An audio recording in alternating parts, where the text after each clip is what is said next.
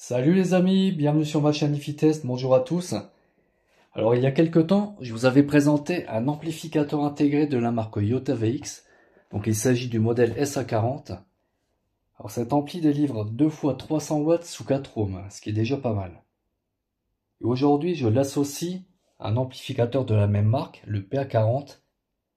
Donc en double mono, et je vais passer à 2 fois 600 watts, ce qui est énorme.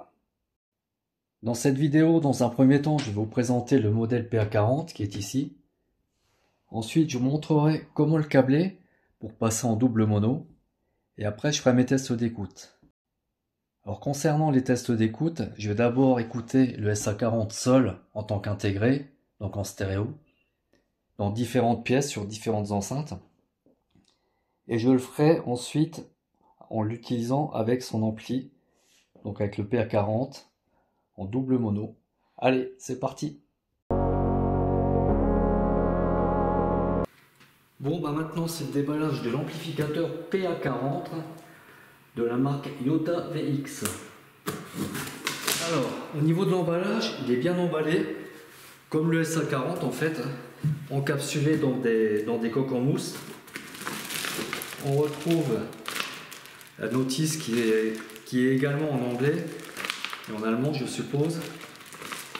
On a deux fils pour les triggers, plus un petit fil RCA, un cordon RCA classique basique.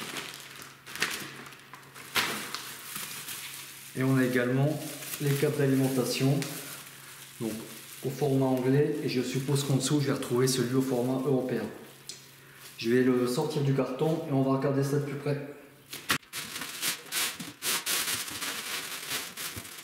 Je viens de sortir l'amplificateur PA40, donc au niveau du coffret, apparemment c'est le même que l'intégré, le SA40, hein, les mêmes dimensions, la même finition.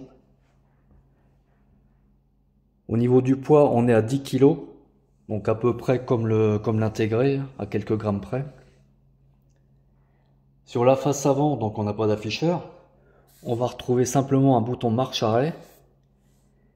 Et puis un bouton rotatif pour sélectionner les enceintes, soit A, B ou A plus B.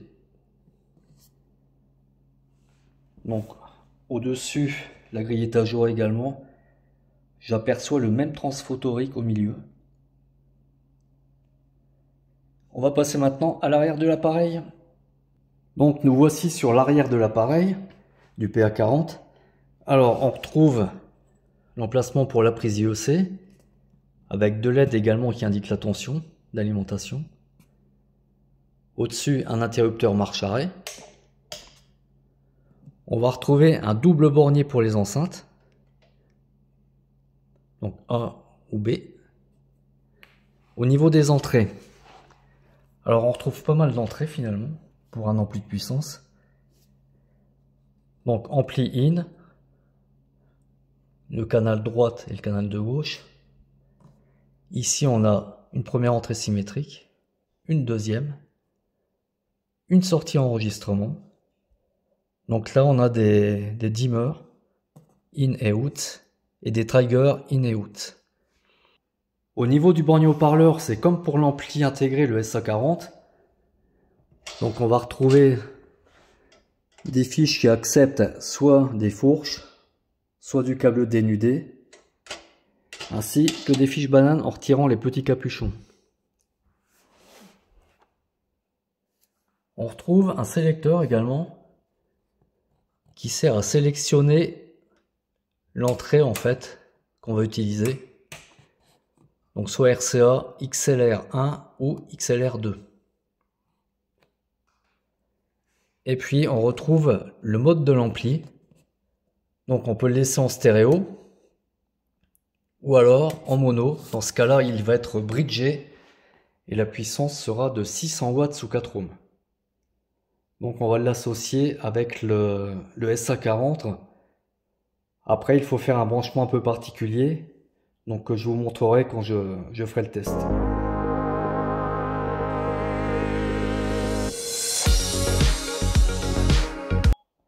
Concernant le passage en double mono, il y a plusieurs choses à faire.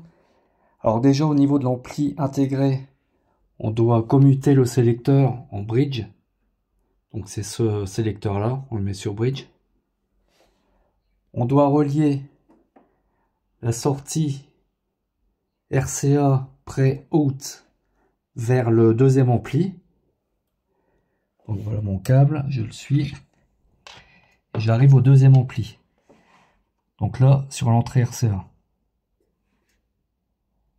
Ensuite, le sélecteur du deuxième ampli qui se situe ici.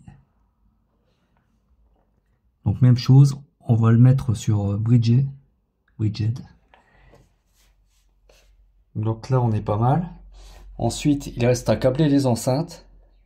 Donc sur l'ampli intégré, on va avoir le plus de l'enceinte et le moins de ce côté-là. Et là, ça alimente l'enceinte droite. Et sur le deuxième ampli, on va brancher la deuxième enceinte. Donc le plus se retrouve de ce côté-là.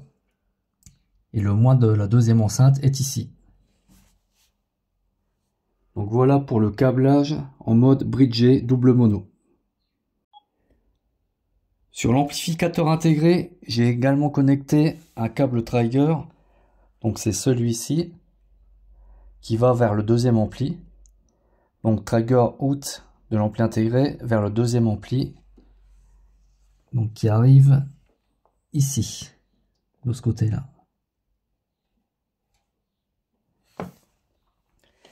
J'ai également branché le fil dimmer, donc sorti de l'ampli intégré, qui est ici. Donc celui-ci. Je sais pas si vous voyez bien. J'ai pas beaucoup de recul en fait. Donc dimmer sorti de l'intégré vers l'ampli, vers le deuxième ampli. Donc dimmer in. Et ce petit fil permet d'ajuster l'éclairage des deux appareils en même temps. On peut même les éteindre complètement. Ce qui fait que c'est pas mal quand on a un système home cinéma. On n'a plus du tout d'éclairage qui perturbe la séance de visionnage.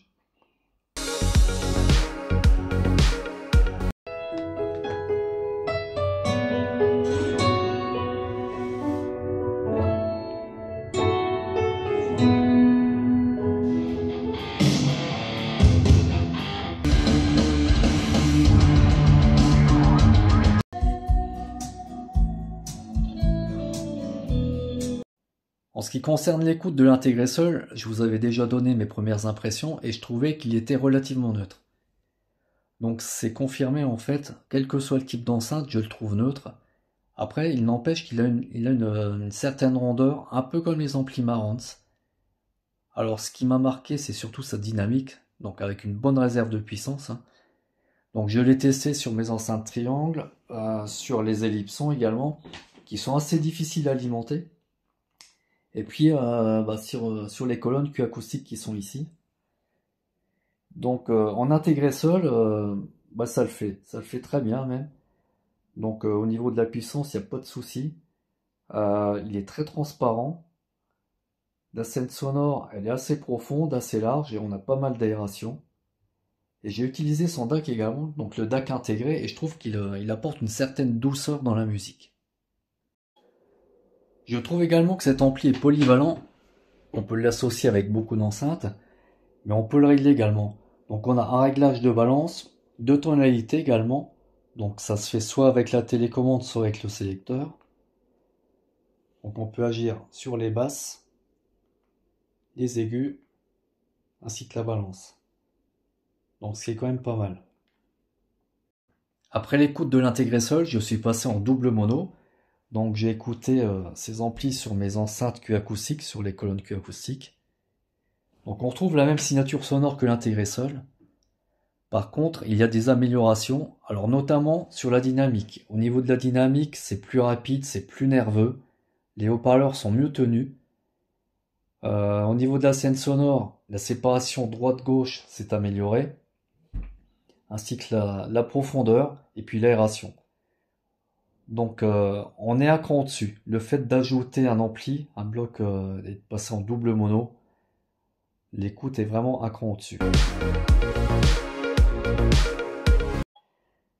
En conclusion, moi je dirais que le Yota VX, le SA40 seul fonctionne déjà très bien. C'est un bon rapport qualité-prix. Et il est capable d'alimenter quand même pas mal d'enceintes. Donc même des enceintes assez difficiles. Après, si vous voulez toujours aller plus loin, vous pouvez ajouter le PA40. Donc pour des pièces plus grandes ou des enceintes encore plus gourmandes. Sur ce les amis, je vous dis à très bientôt pour d'autres vidéos. Allez, à ciao!